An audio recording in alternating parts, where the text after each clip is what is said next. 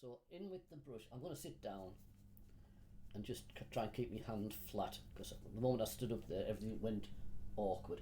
Now just introduce the yellow ochre a bit stronger. So you're getting a blur down into here. So you're introducing the yellow. You're not bothered about buildings or edges. You're literally just painting in quite quick down here. Now fetch that yellow ochre down to sort of the bottom area across there and just leave a little bit of light. And just keep going from side to side so that nothing sort of dries on you. So go into here like that, down here. Now drop a little bit of that grey, that warmer grey, in the bottom area a bit, and allow that to bleed. What you're trying to create there is a sense of the distant buildings on the far side of the island, on the other part of Manhattan. So that's what you're trying to create there. If it gets too strong, just dry your brush off and just tease a little bit out.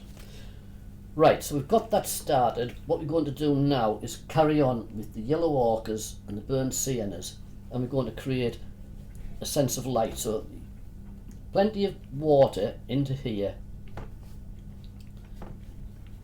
pulling it down, just joining up. Add some of the greys in, just getting some of the like I said, this isn't Payne's grey, it's sort of a neutral grey.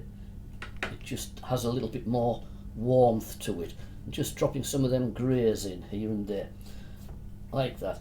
Fetch it down to the bottom, and like I said, I was just going to try and leave a section of light for some of them blinds like that, and just create little bits of white. So you're just going round, not that one, just going down and just sort of flicking in some white edges here and there for blinds.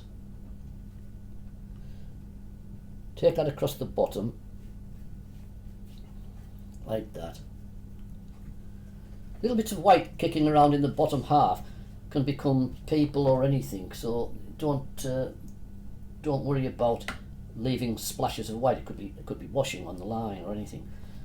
Right, so once you've got that side done, just get a little bit more burnt sienna here and there.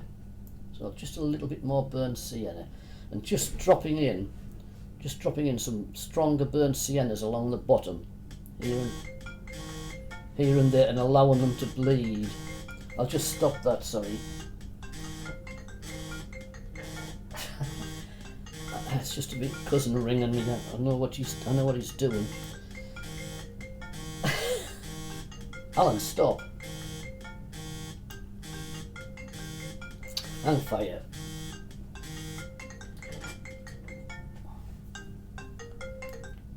Stopped him.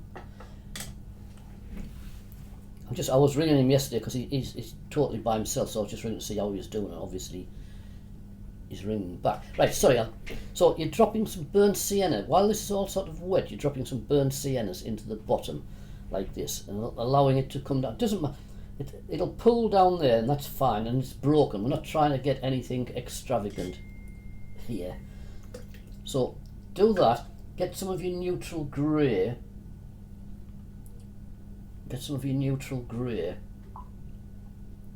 Hi Kath, hi Anne. We started an hour ago. Yeah, get some of your neutral grey and just work some of that into parts of the pictures here and there. Just trying to get a little sense of shadows here and there.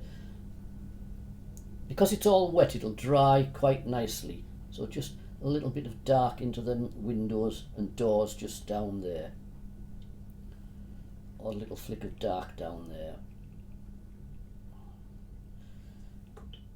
And then just to get a sense of light, a little bit stronger yellow ochre here and there, and just flick in a few sort of streaks.